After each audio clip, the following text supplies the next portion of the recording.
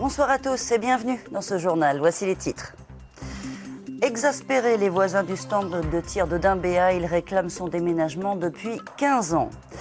Elle prépare sa thèse de doctorat sur les tortues vertes qu'elle va étudier pendant 3 ans. Tiffany Reed est notre invitée. Tiffany Reed, bonsoir. Bonsoir. À tout à l'heure. Tiffany Reed prépare sa thèse de doctorat sur la tortue verte avec la collaboration des pêcheurs de la région de Yaté. Elle va tenter de baguer des centaines d'individus dans le lagon sud. Avant d'en parler avec elle, le reportage de Karine Arroyo et Claude Breténier. Ce matin, les pêcheurs de Yaté se préparent à une mission inédite. Sous la houlette de Tiffany Reed, ils participent à la première étude sur la tortue verte, dans l'espoir de répondre à quelques questions. Lieu de naissance, migration, zone de nourrissage, densité de population. La tortue verte, considérée comme espèce en danger, est un reptile bien mystérieux pour les scientifiques. Il n'y a vraiment pas beaucoup d'informations qui ont été trouvées pour l'instant. Il y a eu des missions qui ont été faites à d'Entrecasteaux, mais c'est la première mission qui n'a jamais été faite dans le Grand Lagon Sud. Et c'est surtout la première mission qui travaille sur les tortues qui se nourrissent en Nouvelle-Calédonie, donc les tortues résidentes.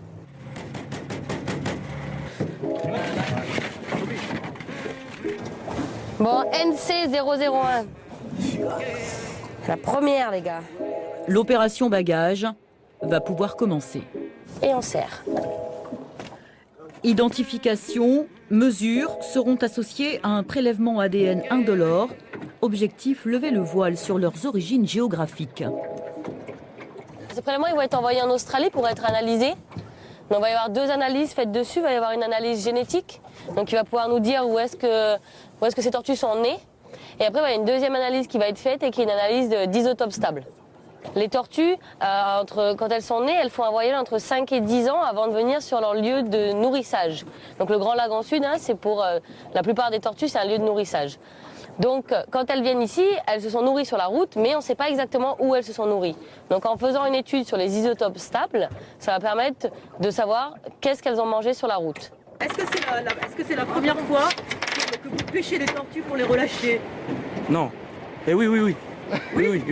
Oui, c'est la première fois. Et alors ça fait quoi en tant que pêcheur?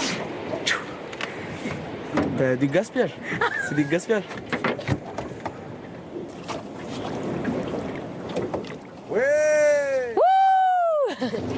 Est-ce qu'ils prennent conscience que tout d'un coup, la tortue verte, elle a une autre valeur que celle d'un aliment coutumier finalement? Tout à fait, mais c'est un peu amusant parce que c'est faire des choses aujourd'hui, entendre des choses qu'on nous interdit, des choses aussi que pour nous c'était culturel. Et puis voilà, comme manger la tortue, pêcher la tortue aujourd'hui, bon, jurisprudence, attention, stop.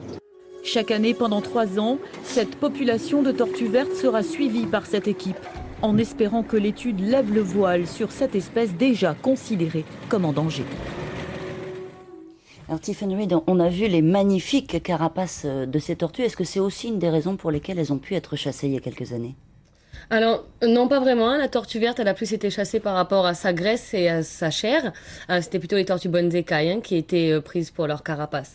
Alors, celles-là, elles ont des très belles carapaces parce qu'elles viennent juste d'arriver en Nouvelle-Calédonie.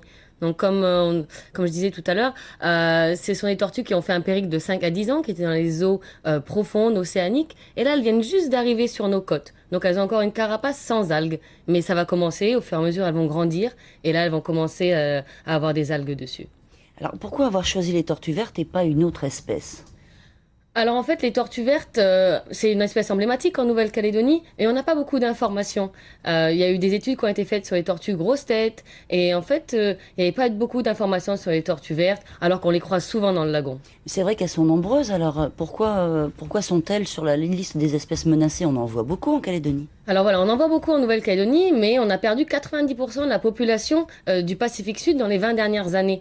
Donc en fait, en Nouvelle-Calédonie, on n'a pas de chiffres. Est-ce que les chiffres ont baissé? Est-ce que les chiffres ont augmenté? Au jour d'aujourd'hui, on n'a que les extraits d'anciens journaux ou d'anciennes paroles de vieux qui nous disent qu'il y avait beaucoup de tortues avant, mais on ne sait pas exactement les chiffres. Donc votre étude, ça va commencer l'instant T de l'étude sur les tortues. Alors. Exactement.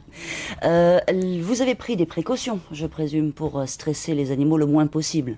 Oui, alors en fait, il y a plusieurs phases. Donc, quand on commence une étude, on fait une phase de revue littéraire. Donc, on regarde les différentes méthodes. Qu'est-ce qui est fait ailleurs, qu'est-ce qui a marché, qu'est-ce qui n'a pas marché. Et là, on commence à écrire son protocole.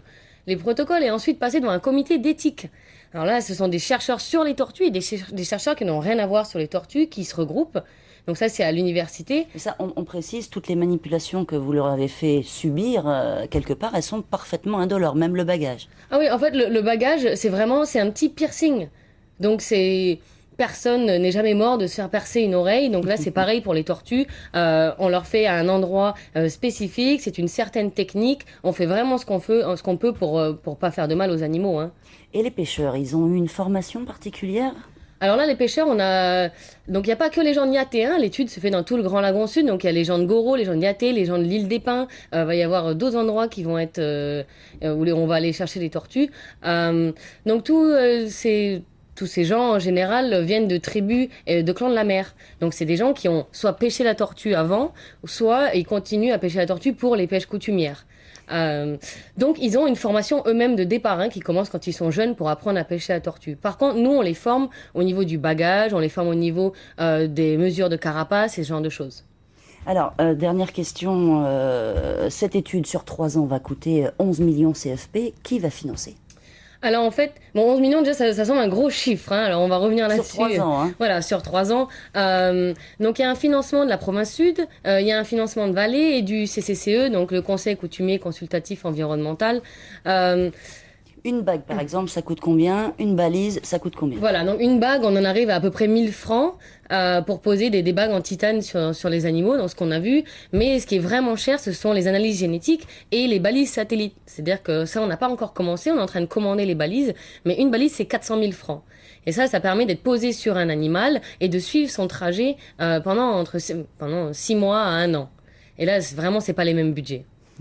Tiffany Reid, merci d'avoir accepté notre invitation. Bon courage pour vos tortues. Merci beaucoup.